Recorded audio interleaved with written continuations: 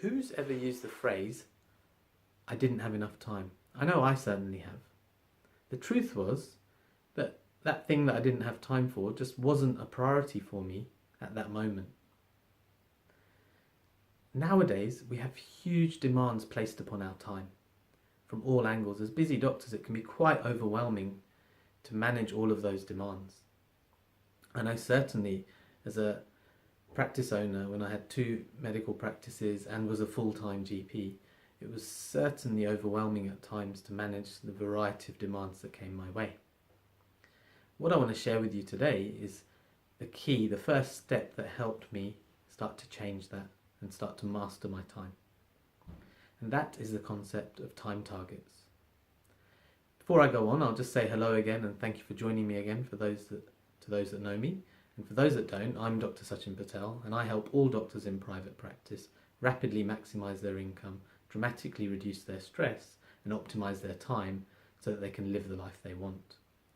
So this concept of time targets that we're going to talk about today, it comes from a book by Stephen Covey called First Things First. The version I'm going to share with you has just been iterated a little by others. The 4 principles centre around the 3 Ds and 1 Z. And those 3 Ds are to do with distraction, delusion, demand, and the Z is the zone. So they're the 4 ways to think about it. Now, in terms of the way that Stephen Covey talked about it, he talked about dividing items into a matrix, and that matrix would be things that are important versus things that are not important, things that are urgent versus things that are not urgent. And when you boil those down, you have four areas which match with the D's and the Z. So first of all, distraction. Distraction are things that are not important and things that are not urgent. And many of us will spend a lot of our time unwittingly in distraction. Then you've got delusion. Things that are not important, but that we ourselves make urgent. An example might be rushing to answer an SMS as soon as it comes. Then we have demand. These are the things that can cause stress. These are things that are urgent and important. And finally, there's the zone. And the zone are things that are not urgent, but important. Now the theory is, if we spend adequate time in the zone, then that helps us anticipate and mitigate things from creeping into the demand area, the stressful, urgent and important area. Now, what I'd recommend, once you have this knowledge, you start to apply it and take it away and start maybe just becoming conscious of your time and where you're spending your time.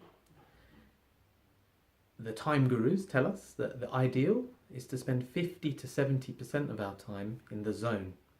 We certainly do need an element of stress, an element of demand to function at our optimal level.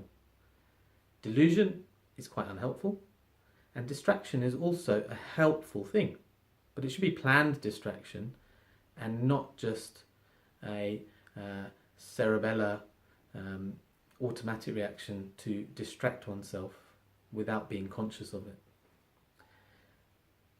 Once you start to manage your time and look at your time and measure where you're spending it, that will help you start to take the first steps to control time. So just before I go, I'll just share one tool with you that might help you. If you Google rescue time, you'll find a really cool app that's free that you can use to monitor where you're spending your time, particularly in regards to technology.